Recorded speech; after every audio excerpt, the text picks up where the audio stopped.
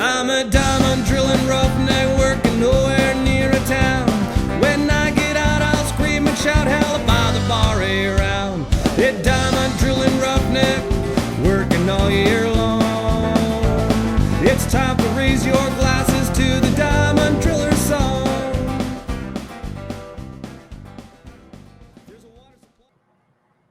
How you doing? Good, you? Welcome back. Yeah, it's been a while, Sean. It's been a long time. Yeah. Everyone thought we were done. We're not done. We're just getting started. Yeah.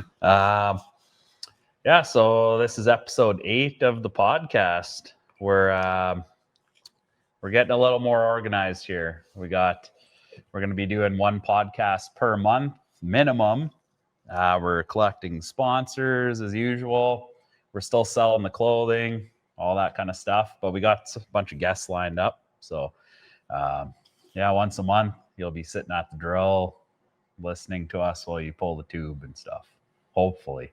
Yeah, but keep spreading the word. It's been good. We got a lot of traction here the last while. So, and if you want to be a guest, just reach out to me or Brent, or go on the website greasydriller.com. Let us know if you want to buy something, or you want to be on the show, or you recommend someone who should be on the show, and then we'll bother them. But maybe we'll start here with just, how was the year for you? What were you up to? My year was good, Sean. I was out in the Yukon for most of my summer there with Top Rank there. Busy, man. Busy. Then I came on board here working for you guys now, and it'll be a busy year, I think. Yeah, hopefully. Sounds like a busy year for everybody. Yeah. Last year was pretty busy for us too. We won't spoil a lot of it. We get into this podcast here just about kind of the current workforce and all that stuff. I'll leave it for the podcast episode to hear about that stuff. But I don't know. The year was a year. I think we'll just, throughout these episodes, we'll kind of dive into how our last year was, and especially our guests and how things are changing. And work just seems to be getting busier and busier. So there's going to be a lot of really good stories. And with us doing one every month, we'll be more up to date with things as well. Absolutely, yeah. Have more people here pouring their guts out. On all the hardships of drilling. It's just becoming a place where people vent. Come and vent. Yeah. Oh, yeah. It's like, it'd be therapy for people. Soon the names will start slipping out. Yeah. And then, a lot of the people we have lined up, they're like company owners and stuff like that, and service providers. But we're still, we always want drillers, helpers, people working in the field. So, if there's like company owners and shitting on the workers and stuff, we want the workers to come on and hear the truth about where they're working, or at least some things maybe they want to change or something. But we just wanted to talk to you about the store. Like I mentioned, we have the www.greasydriller.com. So on there currently, there's not a whole lot on the website. We do have a store. Like, we've been selling the hoodies and hats. A lot of the sales we're doing are in person, like up here in the Yukon, or if Brent's down in Manitoba. So we're kind of figuring all that out. But basically, if you want to buy something, just hit the website up, fill in the contact form there. We'll reach out to you. We do payment like that. We're just going to do an all-in cost. So it's just the shipping costs are going to be included in the clothing. So just one cost, and there you go. We also got a couple new things we'll be putting out. As you can see, we're in the print shop here, so we can kind of make whatever we need. But let Brent's the one who got these. He can talk about that new item. Yeah, I mean, every diamond driller has a Leatherman, so we kind of got a thing going on now with some actual handmade Leatherman cases. Greasy Driller, handmade. They're pretty solid too. They'll last you till you retire or get fired, one of the two. Yep. So yeah, just reach out to us for that there, and Which knife is that in there? they're all molded. We'll get different molds, but this one's this. What is it? The What is that Surge on or Wave? Wave, yeah. Yeah. So you probably want to.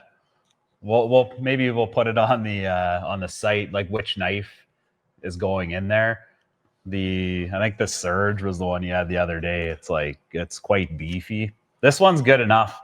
Like I've been carrying that Wave one around forever, but yeah, I don't know. We'll figure that out on the site there. If you have any questions, I'll reach out to us. Since they're handmade, we don't just have a shitload of them sitting around. So you gotta, get your name on the list here, and then we'll just do like a batch order and send them out. But they're pretty sweet. Like wear it on the belt out in the field. It's not gonna rip. We're not doing lifetime warranty on them, but if you get one that fucks up right away, we'll do something. We'll do a 3-day warranty. Yeah, 3-day warranty, and the shipping's about 5 days. Yeah. So, it's a tough situation. Yeah. But yeah, keep hitting up the store. We're gonna have new stuff on there. To everyone who ordered, thank you. I was out. I don't know how it was where you were. I was in one camp this summer, and I walked out of the tent, and everybody in that whole aisle for like a brief moment was all wearing Greasy Driller stuff. Yeah, we're starting to see more and more of it out there. I mean, like Sean was saying there, we get so busy there, but things will be picking up in the new year with it all, and we got some shipping stuff figured out, and it'll be more consistent. So order your shit, and represent it. And if you got any ideas of stuff we should put out, or I know there's each person in the field's all into different things, but if you're a designer or you like doing that in your spare time and you make some cool design, or you got a picture that you think would be cool, translate it over, just email it to us, greasydrillerpodcast@gmail.com. Just send it over. Maybe we'll make something. We're not doing like one-off things, so unless you want to pay a whole bunch of money, I guess I'll do like one shirt for you, but it's probably not worth it. But yeah, if you think of a cool design you'd like to see others wearing, just send it over to us and we'll work together. Absolutely. But I guess the first new guest here we have on the show, Drew Antypovich. He's a driller, foreman, I guess even helper. I think he said he was doing in one job this year. But yeah, Drew's been around forever. Both me and Brent know him very well. I'm sure a lot of you guys have seen him around. But yeah, he gets into just how his career started and what he's been up to, what he wants to do next, and a little bit about like just on his days off, what he does, just kind of the whole story about the guy. He was pretty nervous off the start of it, I guess. I haven't even rewatched it, so I don't know if there's anything goofy on there, but I don't know. He did message me to say take something off of the show. So. No, I think he was sneaking shots in there every time it froze or something, probably a couple of drinks of his beer or something. Yeah. Ease his mind. Well, we were having some beers and some cigarettes and stuff, so we're staying true to the Greasy Driller. The plan that we had coming in. We're just here to talk and hear stories, and it is what it is. So but yeah, this episode is brought to you by Canadian Drilling Fluids. At Canadian Drilling Fluids, we know what it's like to be out in the field because that's where we come from. We're 100% Canadian owned and operated with over 70 years of hands-on experience and a commitment to providing the highest quality drilling fluid products to mineral exploration and the mining industry. Our latest innovation, the Heli DFR system, is designed and built right here in Canada. It can cut fluid use by up to 75% and reduce water consumption by up to 90%, saving time, money, and resources. And with the Starlink connectivity, our technicians can access each centrifuge remotely, keeping your operation running smoothly wherever you're drilling. Canadian Drilling Fluids, reliable, experienced, and always here to help. You can reach them at www.cdfmud.ca.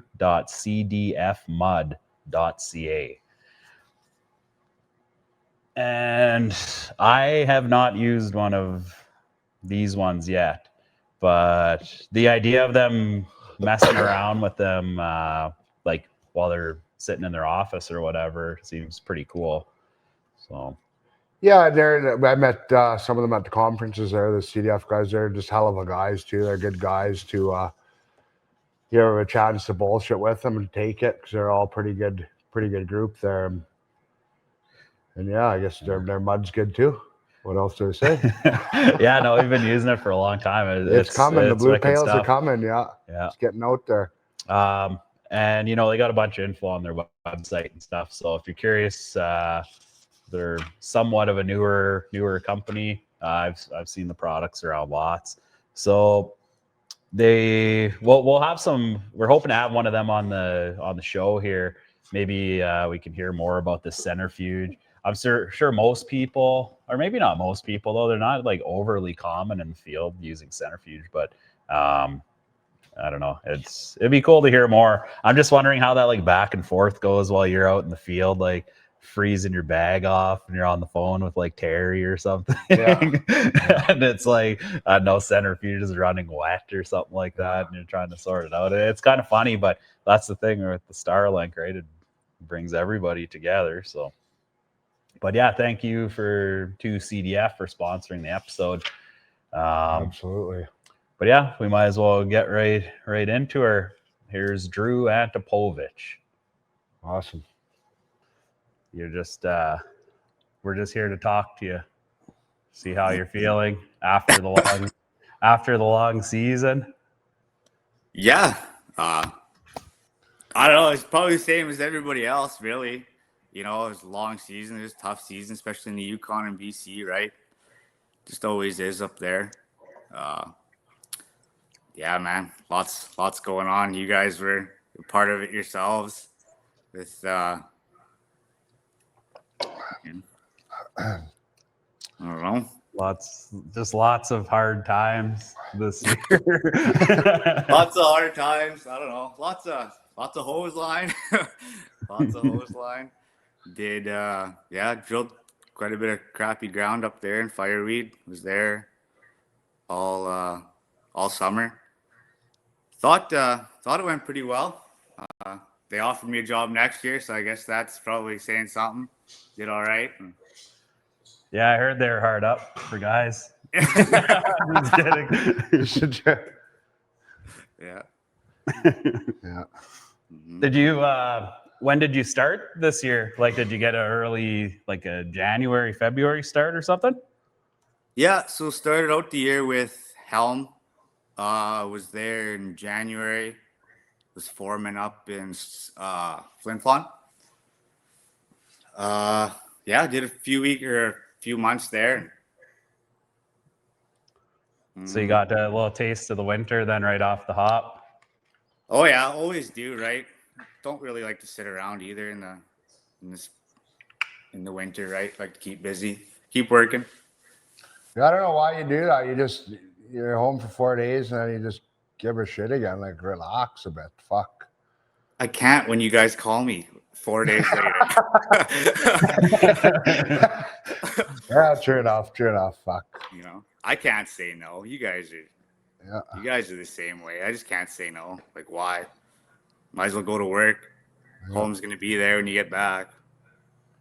Yeah. I always found a lot of time it's like you might not want to go, but it's like that fear that later on there won't be anything. And you'll always think back, oh, I could have used those 2 checks. Oh, yeah. Oh, yeah. Yeah, no, for sure. It's a real fear, right? But like, I don't know. Comes with a little bit more time. Back in the day, yeah, I had to leave because I was home for 2 weeks. I was broke already because you're doing whatever, right? So doing the good stuff. Now it's a little bit better. Guys kind of calm down a little bit. Yeah. Keep to yourself a little bit more. So how many years you been doing this, Drew? Diamond drilling.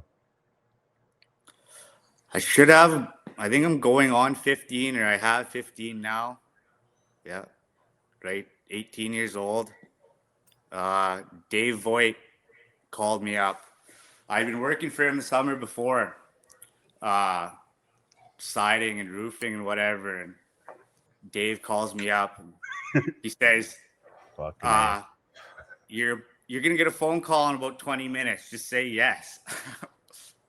Okay. I didn't even know what he meant. I'm like, okay, whatever. So hang up the phone, and Element calls me. Dave Precision calls me, and I heard you're a good kid. You want to go to work?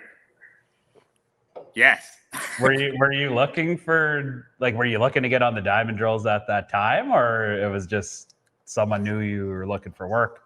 Not really. Like, I was just kind of looking for work. I was building core boxes. I was working at the mill. Oh, Yeah. So, You were building boxes at the time?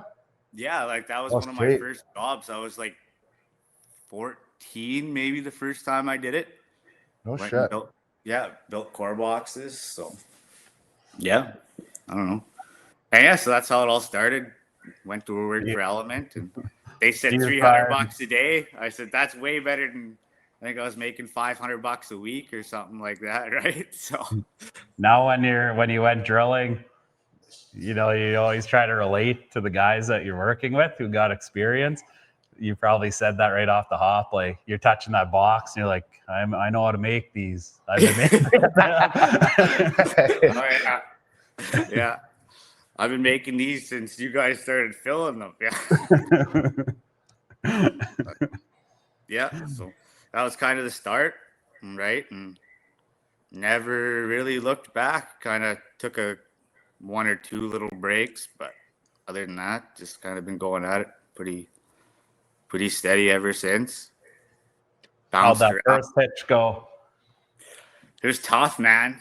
It was super tough. Like, I was kind of thinking back. I thought I had started right after I turned 18, but it must have been a little bit later, like that first winter, because I'm pretty sure my first week all we did was hose line. Oh, really? Yeah. Yeah, we showed up. It was my first shift. Showed up, and night shift had froze the hose line, and that was my introduction into diamond drilling. Did you know you were going to be a diamond driller after the first hitch? 100%. Oh, Yeah. we all do. There wasn't anything like back then. You're 18, you're full of piss and vinegar. There was nothing that could have made me quit back then, Yeah. right? There was nothing, right? Like, well into my 20s, like there's a reason. There's reasons why I've been around, right? And it's because a lot of times, especially when I was younger, you just couldn't kill me. I just went and went and went. Yeah. So, but Oh, for sure. I guess, being from Winnipeg-Osis, everybody else was doing it too, right? Well, like I found that when I went out, I think when I graduated, there's like 30 kids or something, 32. And there was like 9 of us that went on the drills just out of my grade. So I kind of, you don't want to quit or you get labeled as a coward. Well, it's exactly it, right, Sean? Like you're a little bit older than I am, but it was, Danny Voigt was already on the drills, the Edgar boys. I hung out with them as well, right? And they were already drilling. So I definitely had, I took it upon myself. Like, you have a bit of a name to uphold when you're coming from the village too, I guess, right? For sure. You don't just hear about it at work. You go home and you still hear about it. Like Christmas break, you're sitting around and there's like, if you did something dumb, there's 5 other drillers there and you're like, oh, fuck. Like, more footage has been drilled in Wizards Bar than been drilled in all of Canada, I swear. Yeah. For sure. Yeah, there's been lots of like foreman's meetings in that bar. Yeah. So what, just to stay on that first hit you did, like what was the hardest thing about it?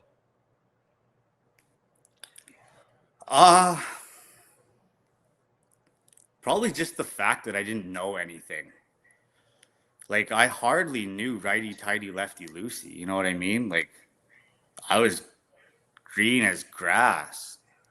So it was a lot of just paying attention and repetition and just really watching, trying to keep my mouth shut and do my job, right?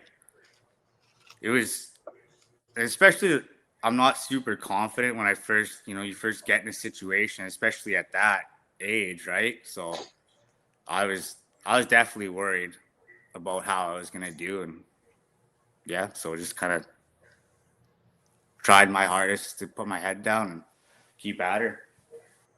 Yeah, I always found like especially the first one, but I mean it was still hitches after that. But it's like everywhere you turn, you don't know how to do it. Yeah. Oh, yeah. Yeah. And then maybe you get a little bit more confidence to, I had like 3 hitches in. To me, I was still brand new. Like I wasn't one of them guys that thought I knew everything. And, but after those hitches, I was working the same place. So the guys you're with, I think they give you like a little more credit than they probably should. Like I remember a guy talking about, like taking the screwdriver and pinching the springs. And Yeah. I never did that. No one showed me that those first hitches. So obviously knew to clean and grease the spring and all that kind of stuff. But then he's like, I was training a helper, which was crazy on my 3rd hitch, I thought. But so the driller looks back and he's like, gives me the screwdriver and he's like, yeah, just go, give her a tighten. And I'm like, oh, fuck yeah. Went back there and I think I just took the screwdriver. I'm like, whoop. Like, don't know what to do. Yeah. And look back and I'm like, oh yeah, she's all good. But that's, they just assume that you know that stuff. So you kind of like, you're just faking it till you make it. I thought, oh yeah. The you don't start everything.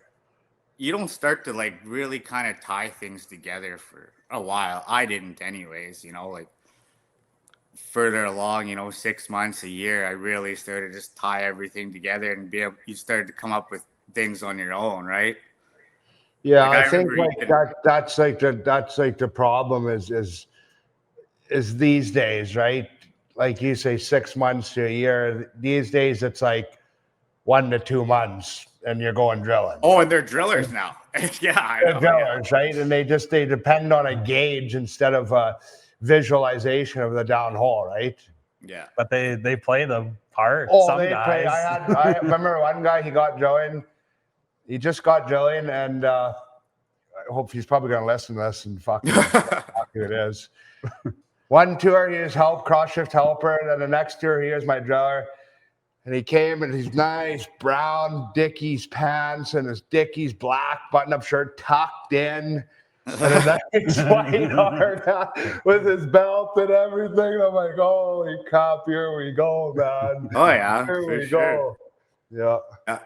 I remember I posted a picture one time, and I had my feet up on the control panel, and whatever, didn't really think anything of it. And I got home, and one of the old timers gave me shit. He's like, "You better fucking learn what those fucking things are doing before you ever put your feet on them." Right. Yeah, it was my first or second hitch drilling. What the fuck am I doing kicking back, sleeping while the run's going down? Yeah, exactly. 100%. He was true. It was, I took that. I was like, yeah, okay. Absolutely. Times are different back then, though. And it's, like for myself, I know I can look at the guys around me a lot of times and I can get pretty nitpicky, and then I'll let myself get away with things sometimes too, right? So then I think that's another thing you have to remember with all that experience and everything. Like, you have to always keep yourself, you have to be your own worst critic sometimes, right? And keep yourself doing the best job you can. Yeah.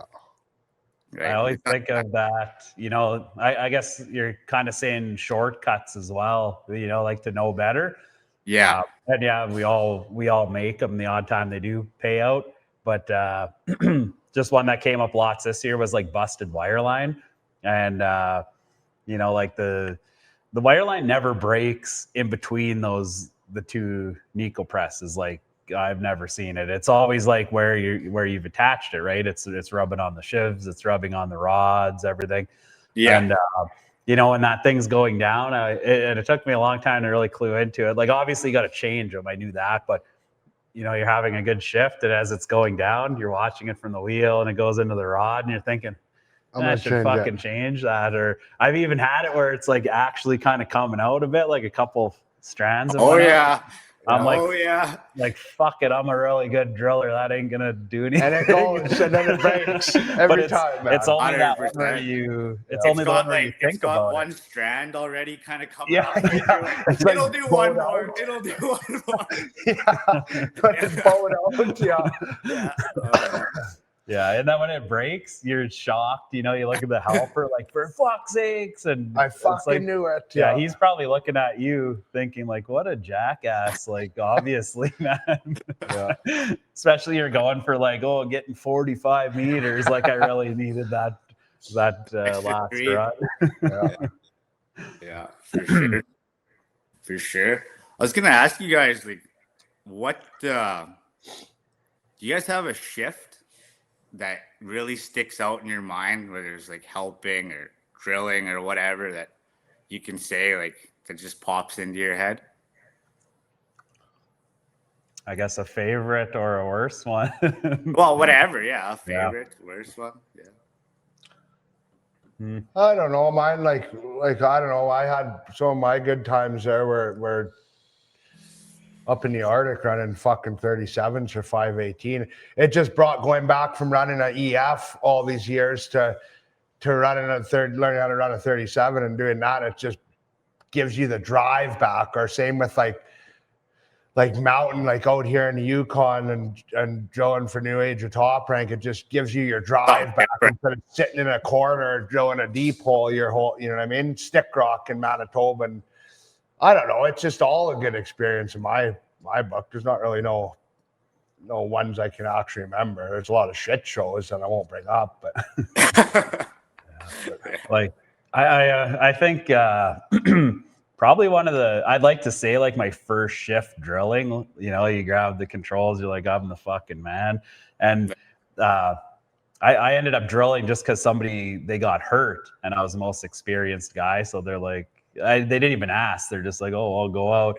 And I think we were like, we're putting casing in, so we're like drilling ahead and advancing and stuff. And when I was a helper, even when I was really experienced, I didn't want to drill. So I didn't pay attention to even like what we were doing. Like I knew the theory of it, kind of. Yeah. But it started going, and like we ended up being in some sand, and I think I pulled the core barrel back, and it was like enough sand, it filled all the casing. Like as soon as I got it out of the hole, the fucking sand was right behind it. And the foreman pretty much he came out there and he just probably did it for me. I can't even remember. But and then but it was crazy because they brought a driller in, so then they obviously want to make a driller out of me as well, have more guys. So it was like I drill one day, he would drill the next. And the guy like, fuck, you wouldn't help me or nothing like that. But then I realized like he had more experience than me, but he was stupider than me. Like some of the shit that I seen him do, it was insane. So it was kind of it motivated me like, hey, maybe it's not that crazy that I drill one day. But I don't know, like I'd say like a real good shift was probably like, the first time you drill like 100 meters, because you could like I don't know if I had really had any shifts that were in like the 70s and 80s to that point. So like when I got there and it's like pretty early in the day, I'm like, holy shit, like it's coming. And this is on a 37 for Rodrin, I remember. And I was just like so excited right from probably it's like a rush. It's like a rush. Probably from like 4 a.m. This was night shift. Yeah. And I just know it's coming. And then my helper, he fucked the marking blocks up, and I caught him. And then like I wish we could have recorded that. Like HQ box is just moving them all and trying to count them out. And we corrected it and went back in. And just like any normal driller, I'm like, if that didn't happen, I would have had probably 30 more meters. Yeah. But that was like, would have had it, but this happened. Would have had it. Yeah. Yeah. No, How about you, Drew? How about you? Probably one of my best ones is definitely I was helping. Like it's a shift I always think about. We moved the drill in the early morning. We're up on the mountain, and so moved the drill, got fogged in, helicopter took off. So we took we had to take our hose line from our old pad and we rerouted it to our new pad. Didn't have enough. Drug it all the way back down the hill, rerouted it again. So I think by that time it was 3 o'clock in the afternoon. By the time we got to the drill, 3 o'clock in the morning, we had 500 feet in the box. Chopper couldn't come get us that night. So 3 o'clock in the morning, we had 500 feet in the box. Heli came to get us. We had like 670 or 680, something like that. So it's probably one of the best shifts like I can say I was on or had a part of, right? That was pretty good one. And then if I have one like first that really, really sticks in my head as a driller is when I burnt my first bit. I was Yeah, we all remember that. and I didn't really burn it, but I was cross shifting. We all say that. Okay, no, it was the best though because it's kind of funny too when you're cross shifting one of your good buddies, right? So I was cross shifting Cam, and we were in Plaza. You've drilled there, Sean, I think. Yeah, we were there, and Jordan, he needed a hand with something in the corner, by the mud tank. So I, whatever, backed off on it a bit, went over, gave him a hand, come back to the controls, and that head needle is buried. Like, fucking buried. Like, oh, no. Okay. Pump off. Not doing nothing. Release open. Nothing. Swivel closed. Just like, oh my God, like this thing will not fucking bite. And then I remember the torque, it did this. Oh, yeah. And I'm like, huh. And the rod. That's terrible. When you get that little, that's time. Oh, yeah. Yeah. Like, oh my God. Okay. Get the water going. Nothing. Fucking pressure up. Fuck. Working them. Fuck, they will not come, eh? Finally, I don't know. I got pretty country western with it. Got them to come. Pulled the tube. Tube came out. Pumped another one. It's like 6 o'clock. We smoked another one down. Everything was good. Cross shift showed up. He drilled 6 inches and the bit went. I felt like a bit of a dick, but he was also kind of one of my buddies, so it was kind of funny. I don't know. Yeah. Yeah. I remember it's just the first story you're telling. It's kind of cool. Being on the oil rigs really reminded me of that most people you ask, they'd probably say the same thing as me, like, oh, first time you get 100 or like whatever you get, that's your favorite day. But when you're a helper and you can work your whole day and that's one of your favorite shifts, like you're bringing it up now, and that was 15 years ago, just about. When I worked on the oil rigs, I was, start off lease hand, roughneck, and working motors and stuff. But I used to leave work and be like pretty proud, like, oh, we got a lot done. And there was a lot of kind of favorite days I had doing that. And you're not even the one in control. Like, they probably could have just threw anybody else in there to do it. But, a day like you're saying, putting all that hose line in and drilling all that footage, it's not really true that they could have thrown anybody in to do that. Like, you worked hard to get that. When it comes to like 100-meter shift, the odds of just grabbing some random person and putting them there and them doing that is probably better than what you're saying, because you gotta like you're working your ass off, putting all that hose line in and stuff. And then you go in the drill and you still produce. It definitely takes two. Yeah, absolutely. You know, and like we worked together lots at the time, right? I was helping Kirby, right? So we had worked together quite a bit, so we were in pretty good sync. So I had a good leader, and I was too dumb to say no, right? Like he said go and here, and so I went. Yeah. So I remember, like, you know, when the chopper can't get you and you got to do that other shift, like, it's like, oh, fuck. Because I remember first starting and thinking, oh, chopper can't get us. I guess it's standby time. We'll just, I don't even know back then what we would do. We didn't have a phone or anything, smoke cigarettes, I guess. But then there, you know, you're looking at your watch. Now it's like 10 after 7. You're still, drillers is going. He doesn't even tell you, like, hey, we're just going to keep working. Like you're working that whole other shift. Yeah. But yeah, those ones, I just always found it funny because no one tells you, like, hey, that's just part of the game here. The drill's got to keep turning and it doesn't matter. Even on the jobs where, you know, you wonder about, like, you know, if that day shift turned into night shift and they can't fly at night, like, hey, what really happens if we get hurt or something like that? You know, if it's a storm or something that's keeping them out of there. But like one of the funnier, I guess, just moments, not the full shift, but we worked, my cross shift got hurt. I think he twisted his knee or something like that. And so I wanted to switch over to the day shift because we're doing a town job too. We're in Flin Flon. So, we work our night and then we work the whole day, and we both knew coming into it, but we were starting a fresh hole because he got hurt during the move. So we set the drill up and I said, like, this night shift, we're going to set everything up, you know, get the casing in, drill. And usually we're doing a test. I don't know if it was like 6 meters after the casing or like wherever it was going to be. But I said, we're going to get that first test in pretty much right at 7. And it worked out that way. And it was good drilling around there too.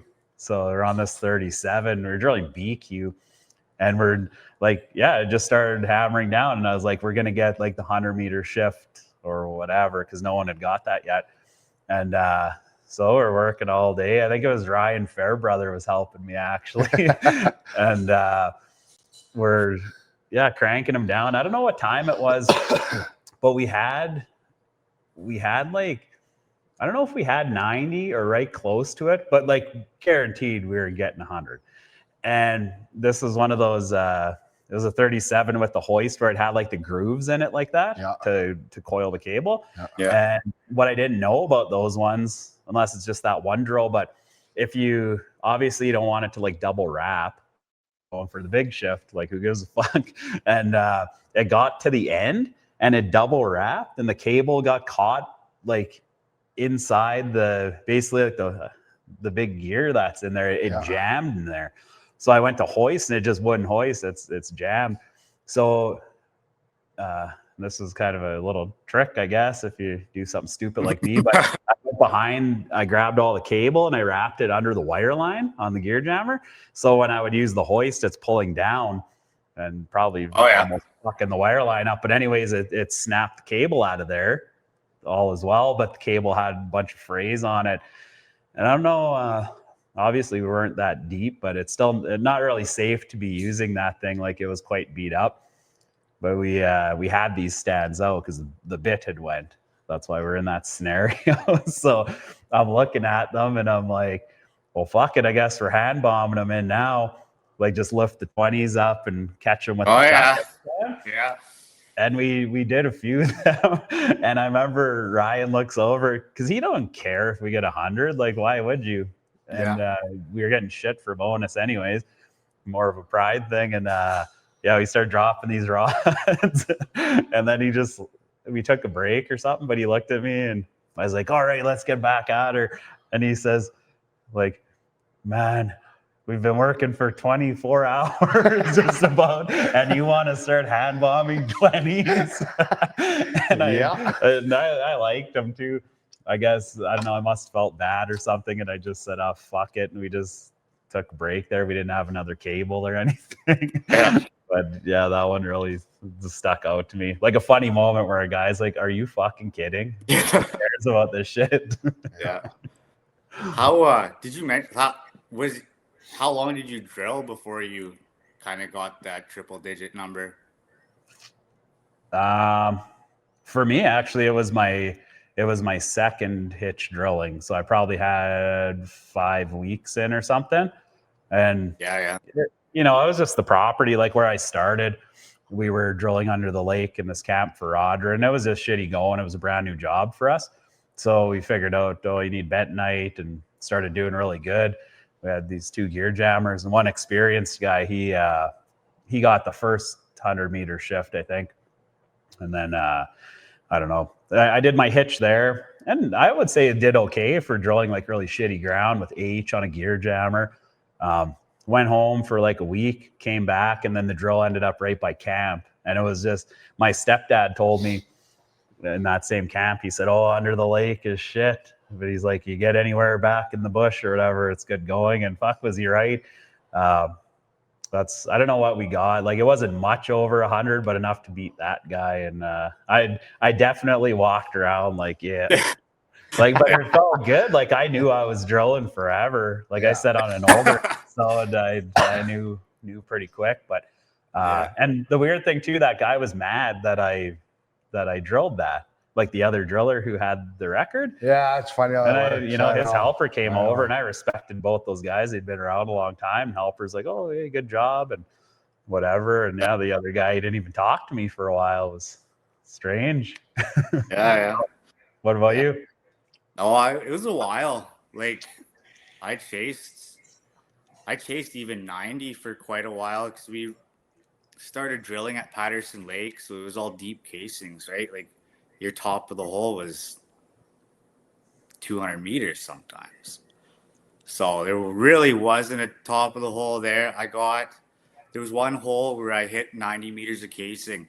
So the cross shift had the casing in for me. And I ended up smoking off 90 there, but that was like almost 2 years in to probably drilling already.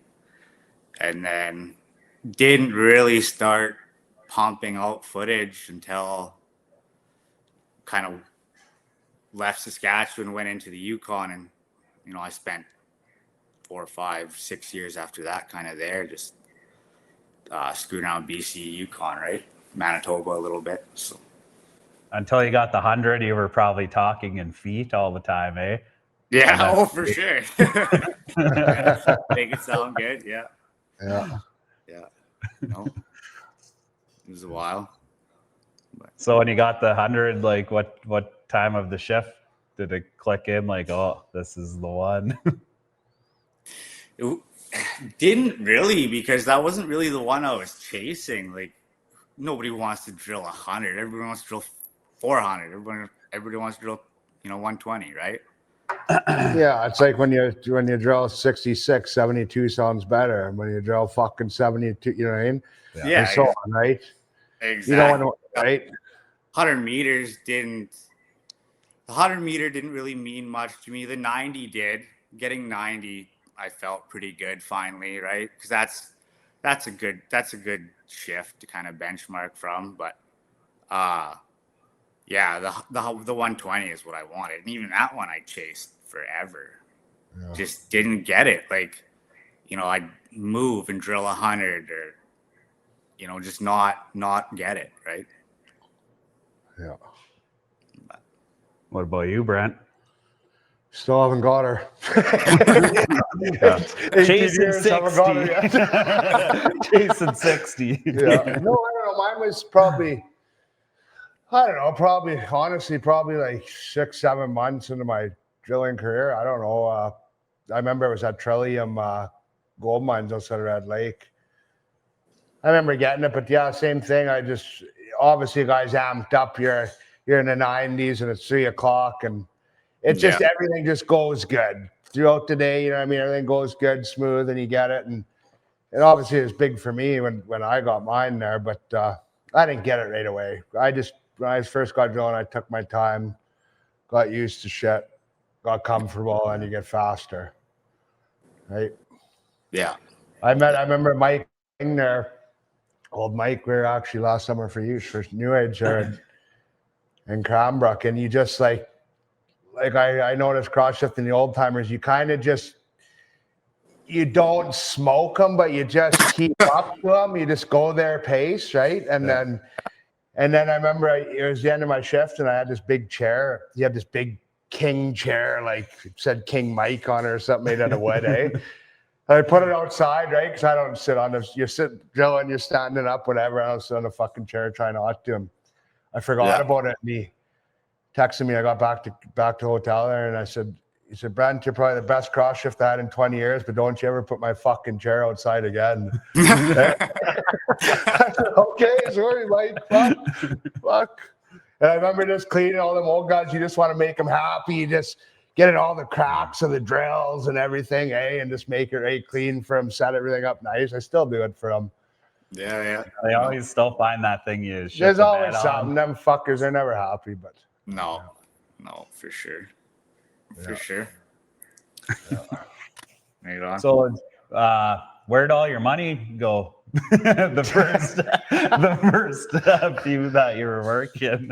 I remember my first, like, well, obviously not my full check, but like my first amount of money I bought a computer, and I took it out to work because I showed up with an MP3 player with like 50 songs on it or whatever, and that was a 6-week hitch. And I was like, holy man, I didn't even smoke back then. So needed something to do. I think first I bought rims and tires for my truck. And then typical stupid shit. Bought the sled right away, bought the quad. And that was it. Straight into the toys, right? And still got the same tires. yeah. Bob. Can't afford new ones now. Yeah. But no, it was same as everybody else, especially when I started out, just spent and drank and partied. Just let's go to the bar, let's go to Dauphin, let's go to Winnipeg. Yeah, let's go. I'm in. Right? It's like that. It's that ticket to start branching out in the world. I found, like grow up in Winnipeg, Osis, didn't really leave a whole lot other than for hockey. Family never did any trips or anything growing up. So, then my first hitch was like up, like way north of Yellowknife yet. So then you're like, oh, been to Edmonton before, now I know how to fly. And you're you got that money. It's like the world is your oyster at that time. But I was living at home too, so that helped a little bit. I don't think I'd still would have gone far if I wouldn't have gone to the drills. I'd still be working for one of the farmers back home or whatever, right? I don't know. Didn't really plan on leaving, wasn't against it, but obviously the opportunity came and never looked back, right?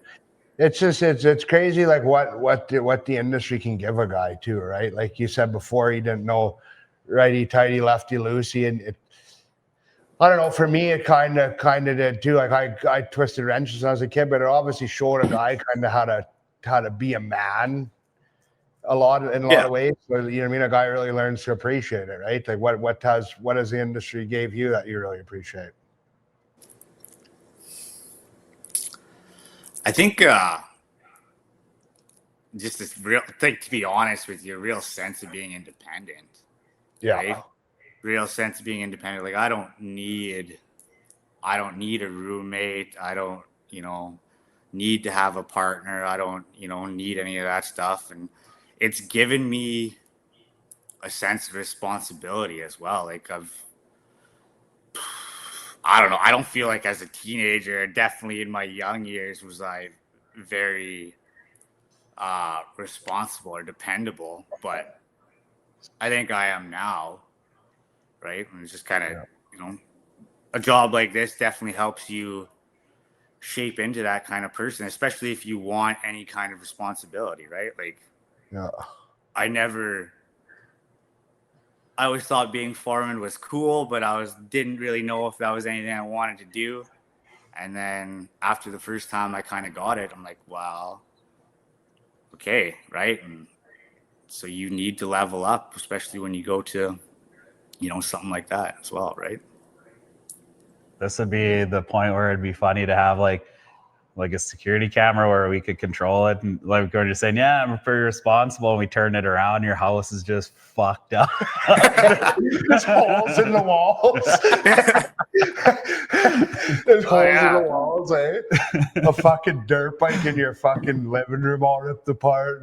My fucking Indian lived in my living room all last winter. I just hang out on it, drink beer, and watch Sons of Anarchy. It's funny when you pulled up to my house there on it. You came to my house and pulled up, and my boy and all these little neighborhood kids came over and like, can we sit on it? Yeah. And it's sitting on his Indian sitting in the driveway there. Yeah. We were just having a smoke outside. I got this old van I bought a few years ago, like a '87 Ford van, but it's got like in the center you can pull like the center console out and the engine's there. And Brent was saying when he was younger, what was that, your dad's van or something? Yeah. But he would pull that off and be driving around with like looking at the engine like, fuck yeah.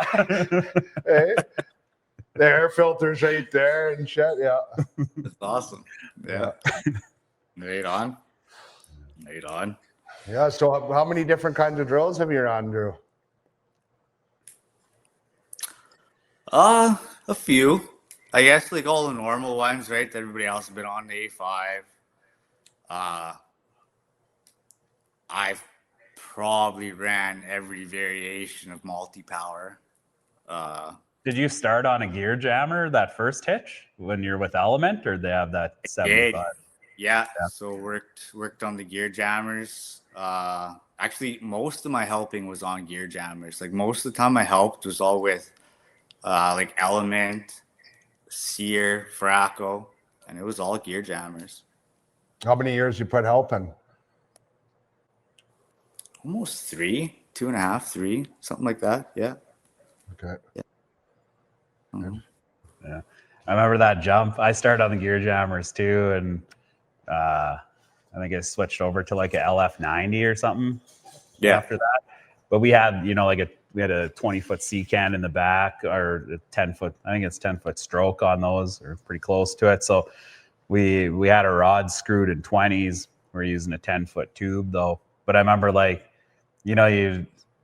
the whole drawer revolves around like the stairs and a gear jammer. You need them, like put the swivel on there, your back end, climb up to hold the wrench and everything. And then you go to the hydraulic drills and you're just kind of looking around like, where's my step? Yeah. How do I do this? Yeah. I don't know. For drills wise, I don't know. They're all have their ups and downs, and some of them are good, and some of them are bad. I don't know. You get used to whatever machine you're running, right? You have no choice. Exactly. Like I remember you go in there, you find a pile of shit there, and then you get it running good, and then it's time to go home, and then never see it again. Never see it again, right? I remember like one of the first times I got off of an A5 thinking these A5s are the greatest things ever. Like these are the best drills, right? And got off an A5 and got onto a Discovery rig. And I'm like, I don't know if that A5 was so great, right? And then you went from the Discoveries to the Valdor. Wow. I don't know, that Discovery. I don't even know if it, see, it's just a big revolving door, but it's evolving, right? Your taste and what works and is what's good where is just constantly evolving. Like I'm not going to take a Valdor 9000 at heli at 9,000 feet, right? But I'll take a Hydrocore 5,000, right, or 2,000. Yeah, no, for sure. They all have their place. I always found when you got into like repairing stuff, even now, the one thing that we were chatting about this the other day was, when the A5 came out, I think like I ran them pretty early. Obviously not when they first came out, but like not too far off. And we own a bunch of them, and those drills, like, they're almost identical to how they were before, which was like their whole game plan. You could tell they just put all that work into it. Like, I don't know how much, a lot of thought obviously went into it beforehand. And like, I don't know how long those drills have been around, like probably 20 years or something like that. And they're still the same, and they still do a really good job. And the other drill that's like that would be like the like DDMs, like EF50s and 75s and stuff. Exact same. They're little modifications, but the fact that they just like, thought of it, put it out into the world, and it's still like that. It's like, not that they've mastered it, but they mastered that application anyways. It's pretty cool. Yeah. Oh yeah, and like almost every kind of cookie cutter drill, so to speak, has been modified. Like, you get it. Like, I know even with Alpha, when I was with Alpha and they got their brand new rig, like, it was one of the first things we did was modify it to their old rig. Yeah. Easy to fly. The holders for everything and for everything, so nothing that they sell you really is what you see on a job typically. You know what I mean? Yeah, everyone has their little changes, especially like you said, when it comes to flying the stuff. That's one that no one's mastered. Like, we fly an A5 and you need an offset 4-pointer. It's like, come on, like, that's just another piece now you need for this. So you do some modifications to where you don't need it. They probably, I'm sure, like, someone there's obviously thought of it, and they're probably like, fuck it, we're too far into this now. Just, we sell the offset, just buy it, or little extensions or something. But yeah. That's funny, because I was actually using that today, that 4-pointer, to a shorter. Trying to lift the multi-power 1 control panel. I just ratchet strapped one side. I was like, fuck this thing. I just put ratchet straps on it for fucking 4-pointers. Everyone's done that too. You're looking for a 4-pointer. Oh, there's one. It's the offset one. Yeah, fuck, it should work. Yeah, I tried this side, then I tried this side, and I'm like, fuck this thing. Yeah. Oh yeah. Yeah. So what are things looking like for you this coming year? Like, what do you? It sounds like there's going to be a ton of work everywhere. Hopefully that's the case. I don't know. To be totally honest with you guys, I've been like kind of ignoring my phone. So, I mean, yeah, it sounds like there's work everywhere. Talked about Helm a little bit earlier. Alan Lindsay, they're great to work for. I'll probably end up back there, sounds like, in the new year. And that'll be Hud Bay, northern Manitoba. So we'll see what New Age digs up. I was gonna say, well, I guess we'll take you off the list then. Phone call to work. Fucking close. Yeah. I'm curious to see how how the like wages are going to play a factor in next year as well. I don't know how high off, if guys will go with like higher hourly hourly rate, or more bonus, or even retention bonus was a big thing. I don't know how many places still do that. It'll be interesting. Like, just that dollar can sway a lot of guys. You might be certain what you're going with. And I don't know, man. Like, if I was anywhere Saskatchewan, kind of east, man, I want the bonus. Fuck, pay me $30 an hour if you're paying me $5 a meter or whatever. You know what I mean? Remember that, Sean? Yeah. Like, you'll work for it, though. Yeah. But like, that's the thing, though. Like, yeah, like, I'm gonna do whatever I can to put up the numbers, to make the money I want to make. Do you think when you're out there working, like, you've been at it for so long, if that meter rate's there, and like, does that push you a whole lot more if that meter rate's higher, or do you think you'd be doing that same effort somewhere else?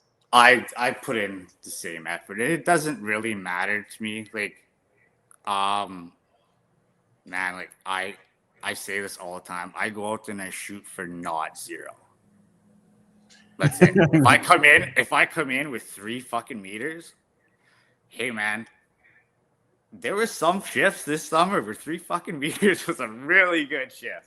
So not minus 12 or Yeah, I went back a few times. I went back, and I'm like, what do I even write on the fucking time sheet? you just want to Like say bad ground, right? Like, foreman's like, you got your sheet. Oh fuck, I left it at the drill. Yeah. Now everybody's digital and you're screwed. like, what do you even fucking put? You know, how do you go backwards? This is shit ground, right? Like, sorry, partner, you're back 3 meters. Fuck. Oh yeah. So I don't know. I try and just bring my experience to the table, do well, not drive her too hard, be good on gear, be good on bits, and try and leave things good for my cross shift, right? Yeah. I think that's a lot of like guys like us have been doing it for years. I think that's our main goal to do. You know what I mean? You try, obviously now this day and age, it's not like that as much. Not to badmouth young guys. There's a lot of good young guys that are awesome with a mentality like us, but a lot of it is just fucking the feed valve, right? That's what their job revolves on, is the fucking feed valve. And if something's broken, they don't fix it. That's one thing I don't understand. Just that. Well, I know They'll look a problem dead in the fucking eyes and know that it's a problem. And just, they'll look you dead in the eyes and fucking tell you they didn't do what they did, but we all know. We all know. Like you're coming up with this big collaboration of this story that happened. Partner, just fucking tell me. We know. Like you're talking too much to be telling the truth. Whatever you did, chances are we've seen it. You know what I mean? Yeah. Yeah. Right. And I don't understand that whole big elaborate story. Like, I love the big I've elaborate left stories. some surprises for sure, but I want to tell you because I don't move on. Yeah, move on. You know what I mean? Yeah. Well, if you're telling the cross chef that too, you might waste like 2 hours of his time thinking your horse shit is right. And it's screwing you over. Oh yeah. Sure. Yeah. Did you I don't know if both of you guys worked for Fracco before, but I did, yeah. I worked for them when I got like they bought Connors, so it was switching over. Like it was still the Connors drill shack and all that kind of stuff. But I don't know if they still do it, but they used to do those hat shifts. So when you drilled 45 meters a shift, so they think they marked it down. And like when I was a helper, got on with a pretty good driller there, but at the end of the hitch, I had like a duffel bag with like Winnipeg Osis, Manitoba, had my name on it and their logos on the end. And so I got one of those, like a windbreaker, a t-shirt. I took a hat or two and maybe something else, but that was, and I don't know if I got paid good, probably. I did 6 weeks there, so I was obviously pretty happy working for them. But I went home with all this stuff, or they shipped it to me. And when I went there drilling like years later, so I have to like loop in mine or something like that. But it really, I had the same mentality, like no matter what the bonus is, I'm going to work just as hard. It's more that pride thing to talk to the cross shift or the other drill and what you got. But I'll say, man, those days where you got 42 meters and there's like really not enough time to drill another shift, or another run, you're fucking going for it, man. I did that so many times. And the kicker was, and I think I'm different now, but I was really hardworking, but lazy to sit at the table and do anything. I was telling the foreman, like I walked in, it's the end, I'm going home the next day, and I'm like, so how many hat shifts did I get? And I knew it was lots. And he's like, fucked if I know. He's like, they were doing the paper copies of drill reports. He threw the carbon copy at me, and he's like, well, partner, add them up. And I was looking, and fuck that. So I didn't even do it. So I didn't get the prizes, which whatever. Got the footage bonus, but it just, I don't know. It didn't really matter. But from a company's point of view, I don't know, like all those extra runs that I drilled through that hitch, like how much money did they make off of that? Just by having, like, I have a print shop, like it's right here. I know back in the day, especially those kind of hats, they're probably paying like $1 for them or $2 and a little bit of embroidery on it. And you're working your ass off for that all the time. Like it was such a good thing that they got going there. And I know I'm not the only guy like that. Yeah. Yeah, for sure. I never got too much of the prizes. When I worked for Steer, they had a lot of prizes going on. But yeah, like, I don't know, just kind of what everybody seemed to say was, we want the money. We want the money. Like, fuck the prizes, right? But now everybody wants the swag. Like, you show up on the old extreme. Everybody extreme wants heat. Hey. Yeah. So I don't know. Maybe the prizes should make a comeback, but still, fuck that. I'll take the bonus. It's just when it comes to you still got to be there with the rate, like hourly rate with the meters. And then it's like, how do you differentiate yourself from every other company when it's you're hard up for guys, right? So you look at those two things, like you have to have those two for sure. Then it's like, job placements. There's some camps guys don't really want to work in, but if the money's there, like, I don't know. I never even asked where I was going when I was drilling. Because you didn't have a choice, and maybe I just wasn't as loudmouth with like the field guys and stuff like that. Yeah. But I was just thankful they told me to go to work. Yeah, you go and fucking drill. But like back to, I'm just stuck on this back in the day thing, and now I just gets me pissed off. And even now, I go, I don't want to go here. I don't want to go there. Just fucking shut up and go and drill. Drill's a drill. Yeah, but I have a bit of a counter to that, though, right? Like, at what point, Brent, do you not need to go do those jobs anymore? You know what I mean? Well, when you don't have 4 kids at home, partner, that's what. And a fucking $500,000 house. Yeah. I mean, I guess, yeah. Kids are all wearing them old free hats. Yeah, my kids are all wearing extreme hats, for fuck's sakes, eh? Fuck. Yeah, but you got to put your foot down on a few things. I never put it down on like drilling conditions and stuff, or even like the shape of drills, but maybe some stuff that was going on in the camps. I don't know, if it just wasn't the place for me. I remember not walking off a job, but like finishing my job and like showing up with all of my bags that I never used to bring out. And the guy's like, oh shit. I'm like, yeah, I'm not fucking going back there. But like, just to go back to like getting guys and stuff, it's, if you have too many of those jobs, maybe word gets around and you can get more footage somewhere else. Like that's kind of what shakes it. But that's where, things like the prizes, the retention bonus, all that, like, do you have benefits? It's just all these things. And every company is just like, kind of going against each other to try get guys. So it's interesting what you got to do. Yeah, no, for sure. I don't know. I don't think there's any perfect remedy. Definitely, like everyone's gonna bitch, everyone's gonna whine about something, for sure. Yeah, that's true. And then consistency is another one. I always found that's more what I looked for. Yeah, the bigger job. I don't know any drilling company that operates that you don't make a good living. Even as a green helper, getting paid with anybody now, it's still good money out in the real world, right? It's awesome money. Yeah. When you start stacking them up against each other. What is kind of the starting rate for fucking helpers now?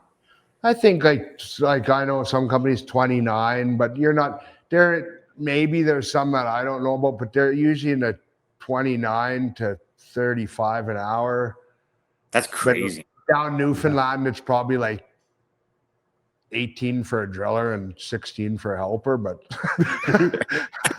What do you We make were when you working- first started? Like your first, like, helping back, and what year did you start? Like 08, 9, something like that, or what? No, 20. It'd been like 2010. Okay. 17, probably 1760 or something. Yeah. Hey, Yeah. I was 16, One was 17 1650 with Major in 2006. yeah. And then I think I was $300 a day when I started. So whatever that. yeah. You had to put 3 months in, though, was how they did it back then. Like I worked three hitches, started like a week after I graduated, did 6-week hitches with whatever kind of break. And then over that holiday break, I reached my 3 months, and then they raised the rates a little bit because it was pretty busy back then. So I think I went from 1650 to like 2150 or something. And like even back then, like I don't know what the bonus was. I was too stupid to even care. I was just happy to work. But I remember getting a couple checks where I looked at them like I didn't even know the value of money at that point, but like had checks over $5,000. And I was like, holy fuck. Like not a whole lot of them, but there was one that for sure was over. Oh, yeah. And they were even paying probably like a safety bonus kind of thing or whatever. Like it was pretty I remember my first $5,000 check when I was helping. I thought I was fucking loaded, man. Yeah. Good to go. Let's go to the bar, boys. Yeah.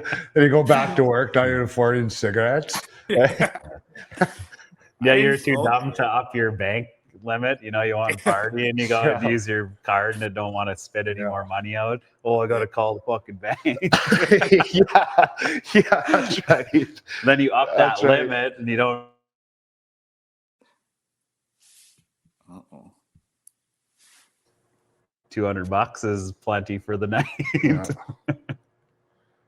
Any advice, Drew, you'd like to give guys in the industry, new guys, younger guys? Honestly, if I could tell anybody anything, it's just pay attention. Pay attention. I learned so much. Like, man, like there's no way people aren't gonna think that I'm full of shit when I say this because I'm a mouthy little fuck. But like a lot of times I shut my mouth and just listened. And you'll glean so much from the guys around you if you're really paying attention. Mm-hmm. Just shut up, listen, talk to the experience, and talk to the right experience. Don't talk to the guys that are they're fucking up all the time. Like you can tell in camp the guys that aren't as good, and you can kind of who to listen to and who to glean things from. So I would just say just listen, pay attention. What? Yeah. Our internet's probably shitty or frozen. Yeah, mine might be. I'll just face it now. Maybe it'll kick back in here. We'll see. We're running on the Starlink right now, so. Oh yeah. Well, there you go. There you go. Yeah, I think we had some talks. Like there's a few guys there. Me and you were hanging out there, and we'd be talking to it, and they'd say something completely fucking stupid. We just walk away, There's a few times we're like, what? And we go joke about it after. We're like, you believe that guy? Because they say these things, and then if you say anything, you contradict them or you be a dick, then you're just a dick, right? Yeah. It's like, wow. Yeah, and then it just starts conversation that you don't want to get into, and it causes arguments, and then you just agree. You don't agree with it, but just say, okay, yeah, whatever, right? But yeah, for sure. It takes all kinds, man. Like, yeah, it takes all kinds, and you know what? everybody. The job still gets done. They've been completing holes their whole career. So yeah, I mean, how can you really? That's right. You're wrong. I've been losing holes, one of the two. Yeah, I remember getting like in a heated thing with somebody. I don't know what even it was over, but the guy's like, I've been doing it for 25 years like that. And then I'm like, well, you've been fucking doing it wrong for 25 years. I'm not fucking backing down on this. But like you said, there's like different ways to skin a cat. So those guys, like, they're finishing holes and all that. Like, even as we speak, like, how many holes are being drilled, some by guys who we would probably be like, I can't even believe that guy runs the controls. But like, it just I don't know, it happens. Some holes want to get drilled. They do. I don't know, man. Like, yeah, it's crazy. There's lots of different ways to drill. There's lots of different ways. There's a reason why you go to a new company and you kind of step back and take a look at how they do things for the first little while, right? Because there's always different little things. There is absolutely, and you still pick stuff up. And then you even throw your ways in there, and then guys have been doing the same with the same company for years, and you go there and you do it your way, and they're like, oh, that's kind of cool, right? Yeah. And they I remember right? First time guys I told the guys we're gonna move the drill, and I went to receive the drill by myself. Guys thought I was fucking crazy. I heard you were running back and forth. Is that the time you're sending and receiving? Oh, I've done that before too. I heard that. I heard that. Running back and forth. And he's talking about, you got to know when to put your foot down. Yeah. Man, but those things I did it. And that's why, like, I kind of say that now. Now it's like, fuck, I don't want to do that. You know what I mean? Like, at the end of the day, you get older, guy, you just drill and you tone it down over the years. You just drill and do your shift, and that's it. Yeah. That's it. You know what I mean? Go for that. Don't go for that zero. Yeah. How about this year? Like, you obviously worked for a few different companies, and then I don't know how many like green helpers you had, but just in terms of helpers, like, what are you seeing? You're gonna love this, right? I don't know, man. It's not. He's waiting for the fully automated drill on that side. Robotic arm. It's not great, but these kids learn differently than we did. Me and Brent, we could just get screamed at all day and we'd be like, okay, and continue on. You know what I mean? That's just kind of how it is. And these kids, like, you talk a little rough to them, and we literally, me and him this summer, me and him, I went out to his drill, and he's like, yeah, this helper, he's just, I don't know, blah, blah, blah. Long story short, I go out there and Drew's like, yeah, he's not helping me no more. And whatever, Seth, whatever his name was, he was crying there. And we literally made him sit on a pail and watch me do his job for 5 hours, hey? And then at the end of it, he says, I still got my job, eh? And I'm like, are you fucking kidding me, partner? You didn't even have the initiative just to get up and say, I know I would have. Or show me how you did that. And you sit there, and then me and Drew look outside, and it's raining, and he's like this. And I'm like, are you cold, partner? He's like, yeah. I'm like, fucking good. Fuck, you'd at least get up. Just get up and just say, let me do my job. Let me do something. But no. Yeah. Because a lot of time it's just about you want the guy with the drive to do it. It doesn't, like, I was shit when I first started. I didn't know anything. And the people you worked with, a lot of them are not good at training guys. No. They don't want to. They just expect you to know. Exactly. So, I do agree with you. That's like, I don't think there's probably less like hard workers than there was. I wouldn't say like a drastic amount. It's just, there's, like you said, you have to be nice about everything now. Like, the guys take it too personal. It's like, I've yelled at a million people and I've been screamed at myself, and like, I don't take that personally. The job ends, and the next thing you're sitting with that guy in the airport having a beer, and might even want you to help him on the next job. Yeah, work mode's off. But yeah, I just find like, if a lot of guys, maybe they're not the first to get picked for a job, or you put them in their place, and it's only because you want the job done properly. Like quit fucking around and just get the job done. I wouldn't be wasting my breath if I didn't have like a point to this, right? Yeah.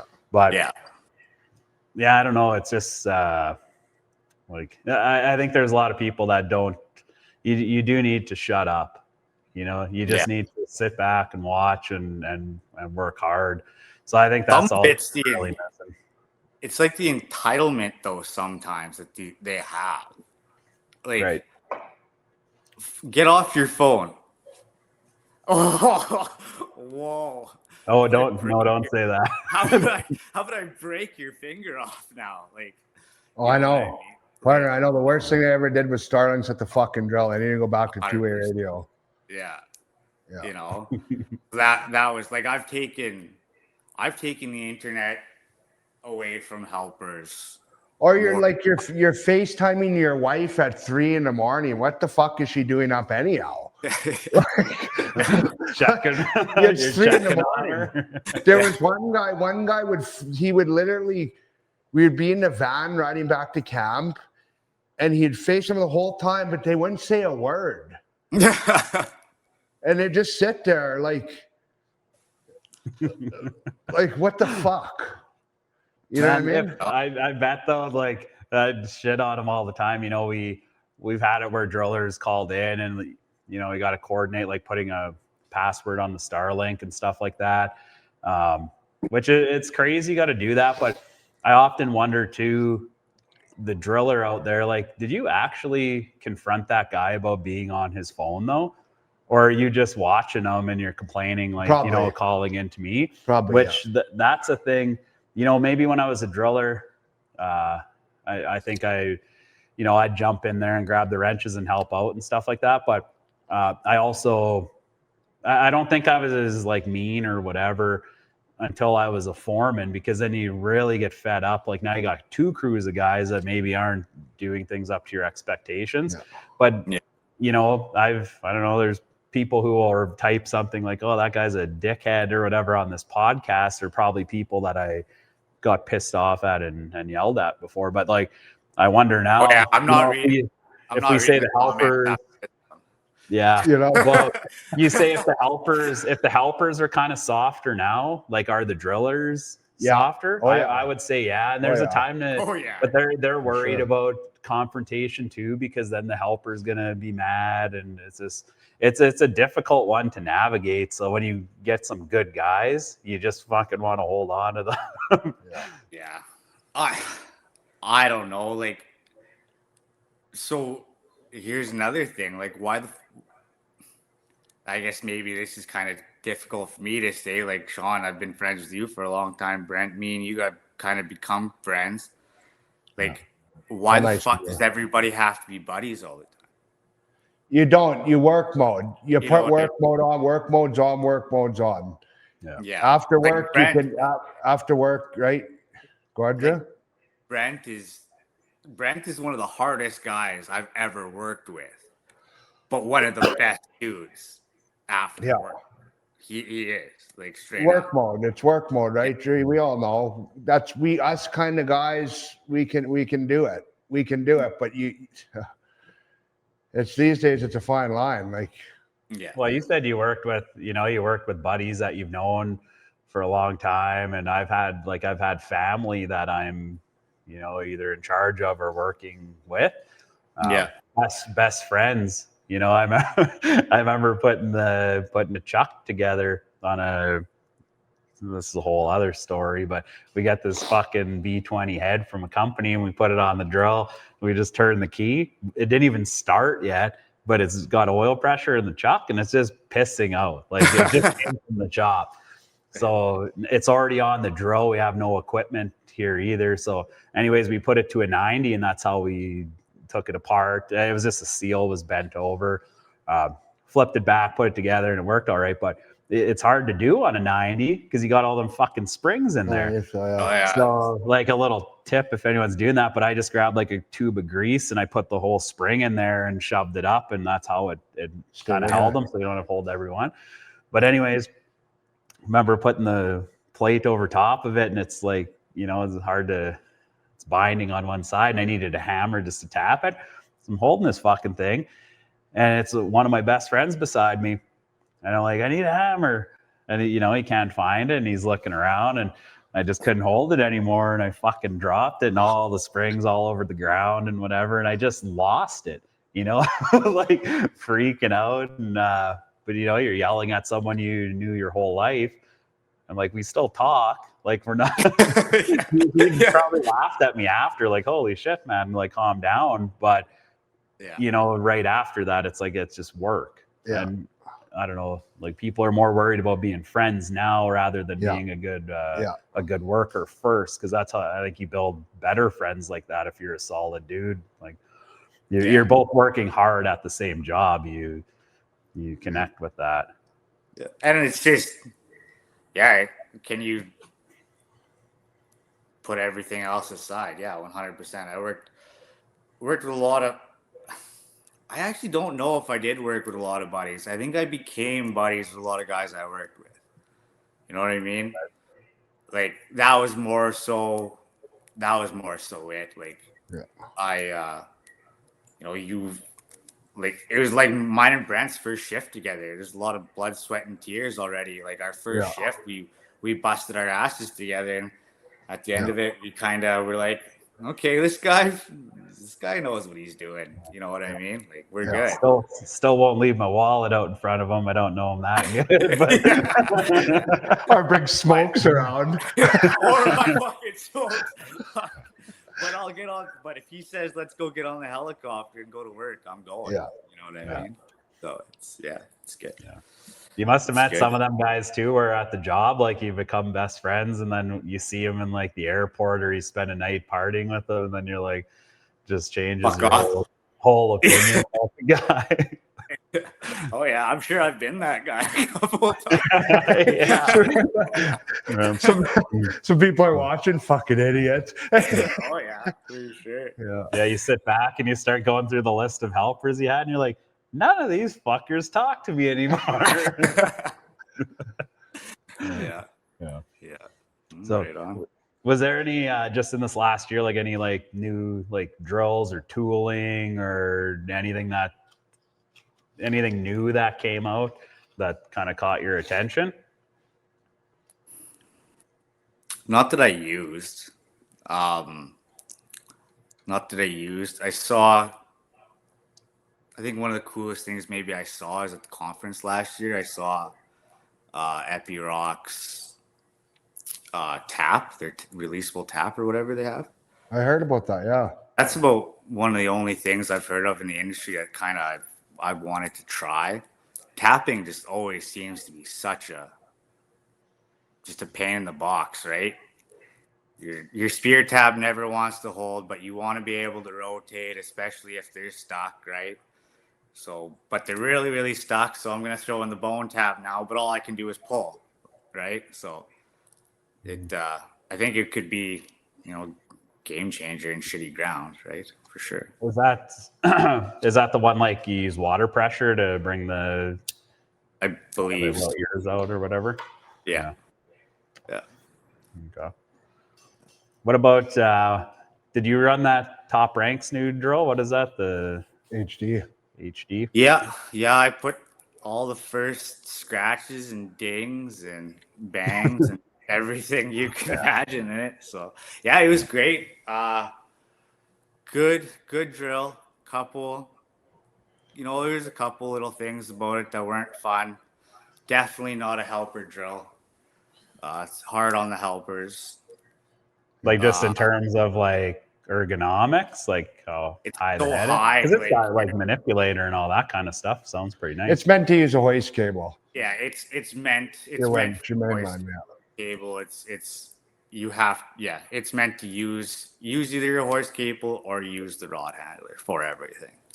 Like, if the guys have to hand bomb even say you went to reduce at 1,000 meters or something, oof, it'd be really shitty because you're throwing your rod up and then you're stabbing it and your rod is only like maybe a couple 3-4 inches on the slide when you're stabbing.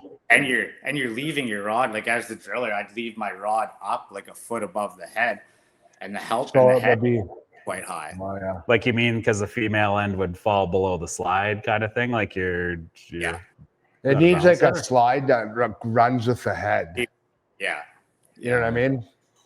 Because that's what the Valdor. I never worked on them a whole lot, but they have like when you're gonna pull, you bring it up and they lock it there or something. Yeah. That's 100% what that drill needs. Yeah, that's for sure. Other than it was a good drill though. I mean, like I like how it just like I remember when they got it in there and it was out of the shack. I think you helped us put it in there, and we put it in and it was just turnkey. Like there was one cartridge or something that we had to change, and it was just turnkey, and it was go time. There was not really no issues off the get-go with it. No, it was pretty good. Like, pretty good for how far it traveled too. Yeah, I've had that a million times. You work on a drill, fire it up in the shop, and it's just mint. Yeah, truck it somewhere and you fire it up, and it's just leaking like a sieve, like everywhere. I don't know if the ground's haunted or what the hell. But no, it was definitely a good drill. Tons of power. Christensen chuck and everything on it isn't exactly my favorite, but for the most part, it was really good.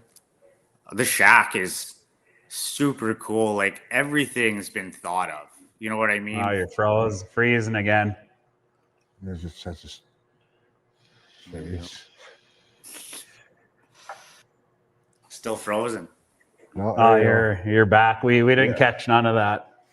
Oh, wait. I don't even know what I was talking about. What's the shack? What about the shack? Oh, the shack. Yeah. Everything's really thought out, like right down to like just a way to prop open the doors. You know what I mean? There's latches for everything. Like really, really well put together, really well thought out. Look at that.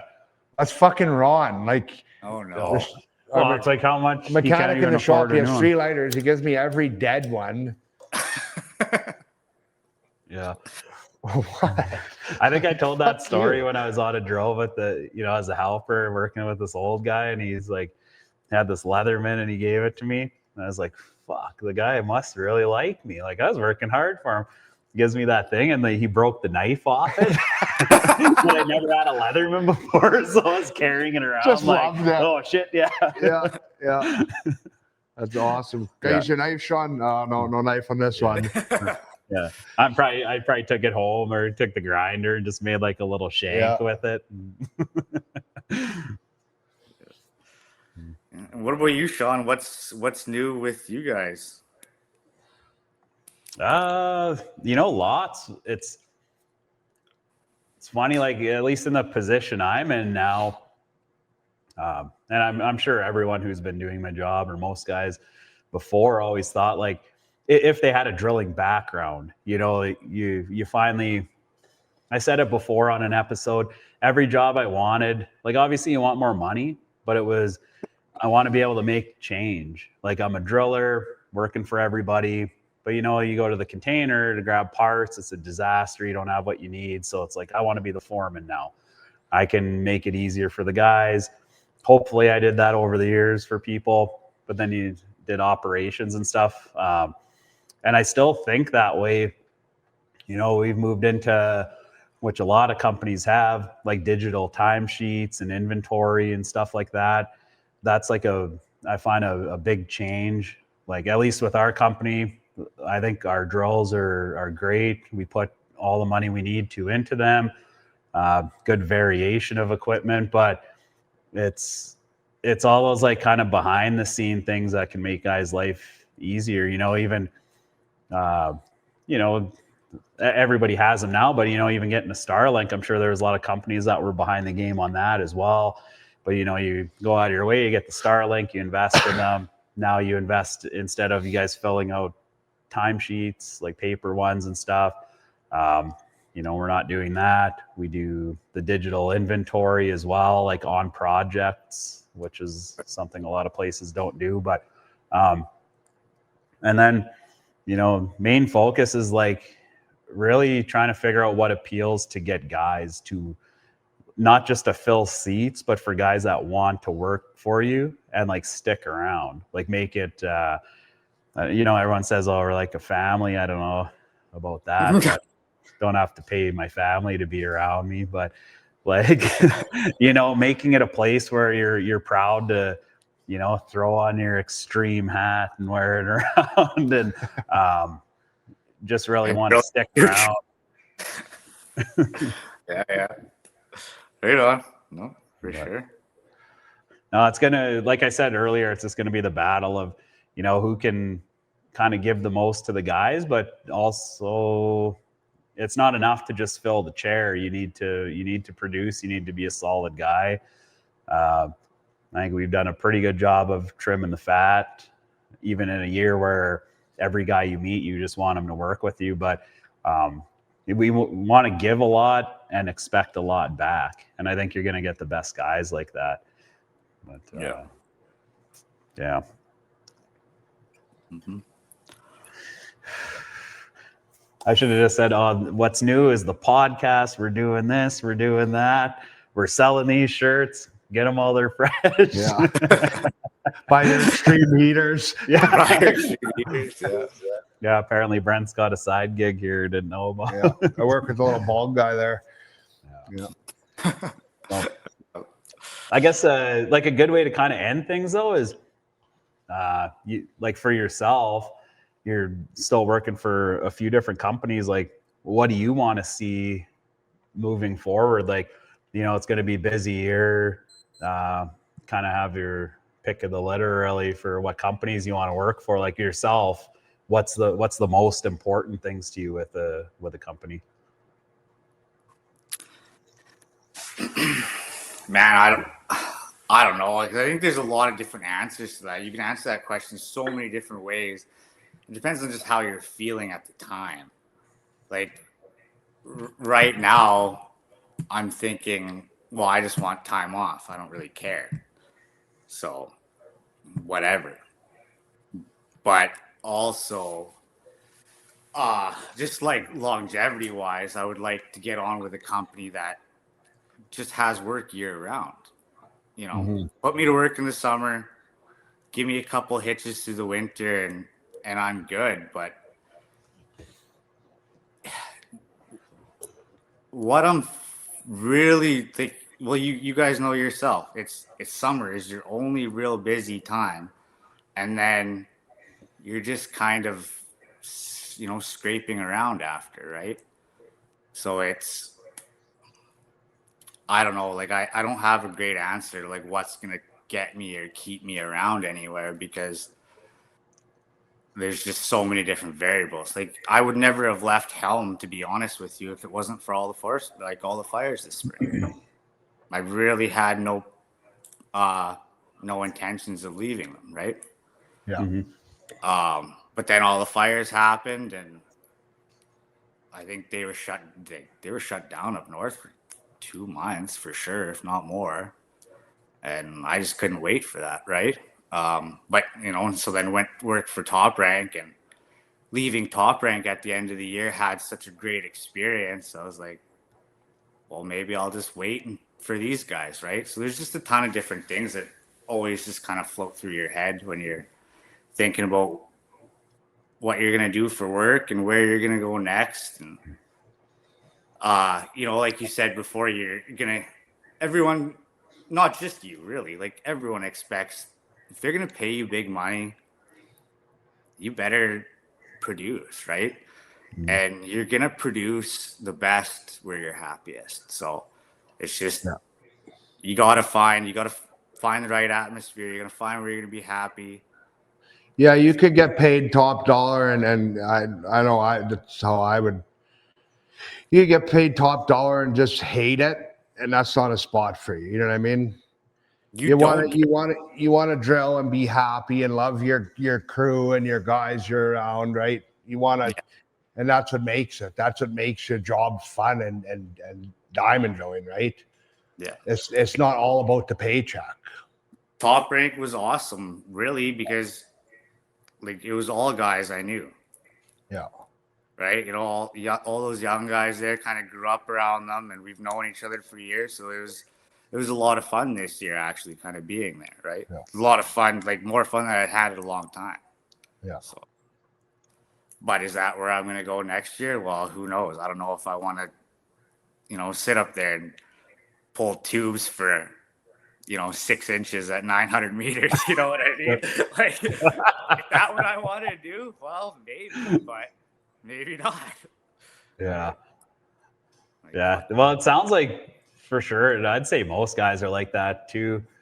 Or I don't understand the guys who aren't, but like having that security, like you said, the summers at least in the last however many years, drilling's been pretty good. It's always pretty busy in the summer, but you can leave here and go make $2 more an hour over there, but like, I don't know, are you really gonna like it? Like is the whole package there, but you want that consistency. If you have the consistency, that's like the kind of the main thing. But on the other hand, you can go to the one company because they're paying way the hell more, and it's like, fuck, I don't even have to work in the winter time too. It's One thing, like, I kind of have thought, I don't know if you know Doug Mackinnon. Remember him? Oh yeah. Bracco. Yeah. Dougie used to always tell us to embrace the suck. So it's like, what? It's just kind of, what suck do you want? You could go somewhere and you could have, good drills. Coming out of the closet right now. You could have great, you could have great drills and a great atmosphere, but you could have absolutely shitty drilling. Well, I'm gonna embrace the shit drilling because this is a great place to be, right? Yeah, that's right. That's right. So, it's just it all depends, and you can go somewhere. I've gone places thinking and showing up and like, fuck, this might be a place. And no, I'm out. No. Yeah. It's that same thing we were talking about, the odd job where you fly to the office and you're like, hey, where's the rest of the guys? And they're like, oh, they're showing up. Truck pulls in, maybe the driller gets out if you're the driller, and you're like, oh, fuck, seems like a good guy. And then they got these two fucking helpers, and one's probably a big, strong guy, and you got the other guy who's like looking around. And like myself, I'm like, he's fucking helping me. Like I don't even hope for the guy that seems like he's good. I know I'm getting that one. Yeah. We gotta like load some videos up on here of just people like all fucked up like that. Oh, you meet characters. Just being as a driller though, and maybe you get that guy that made a bad impression on you off the start, and if you can get that guy through like a 4 or 6 week hitch and he actually turns into a good worker, that's a pretty good feeling. Oh yeah, for sure. We've definitely had some guys that have turned it around with time, but you can tell, right? Like you can tell, like when they show up whether they're gonna, if they want it, if you can tell if they're diamond drillers within the first week or two, you can tell.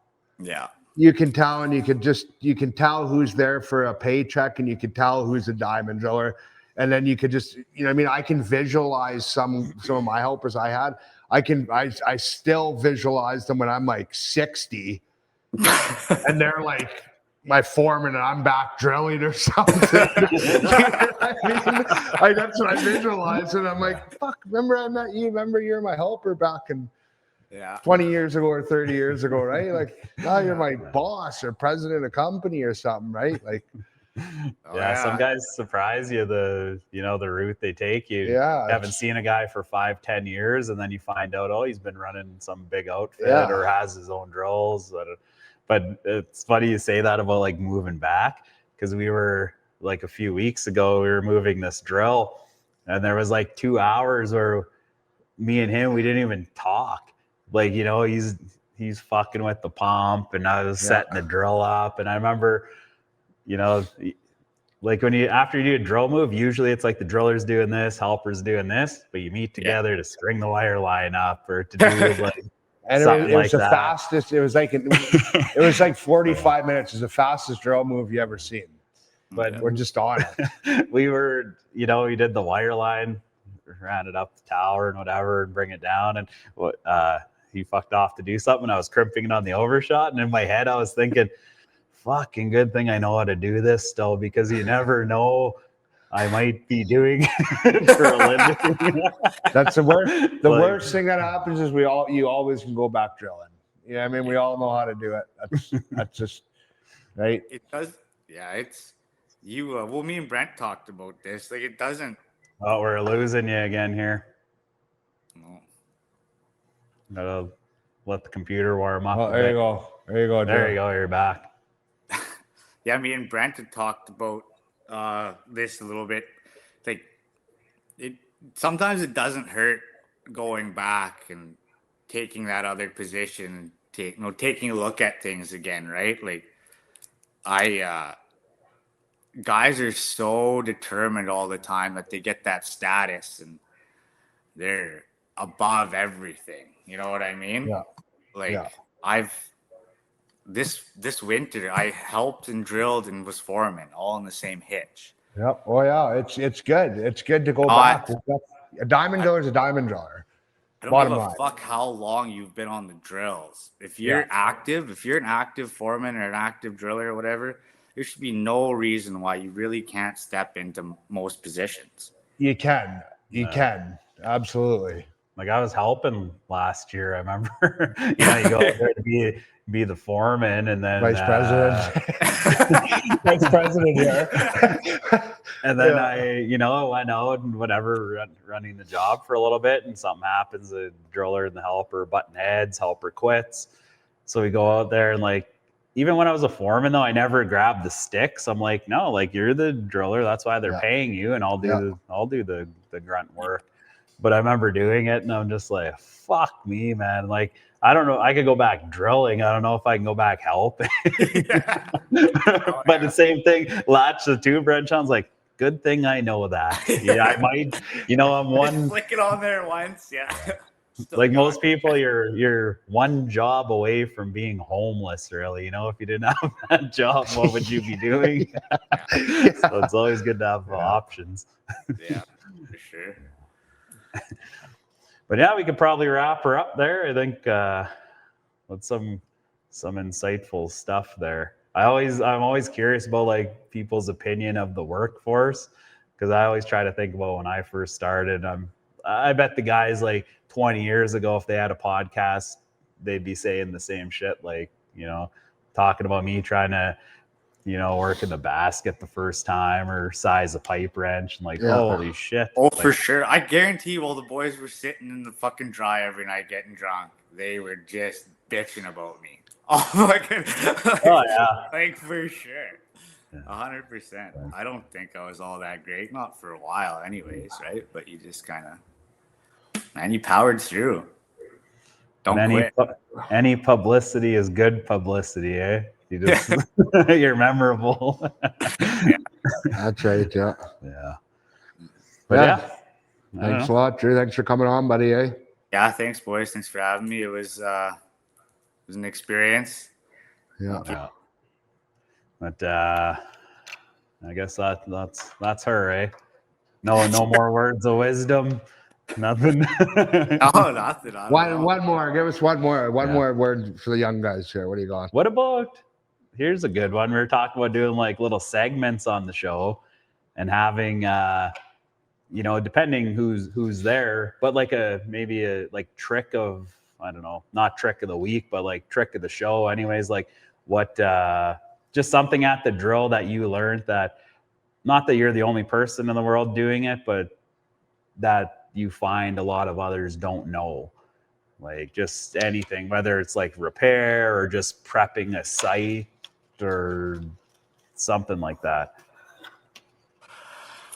I wouldn't say it's something people don't know. I would say maybe it's just something people don't use. They don't maybe realize when I'm on a fly pad, especially and the ground's hard and I'm breaking core, a lot of times I don't really break core with the machine.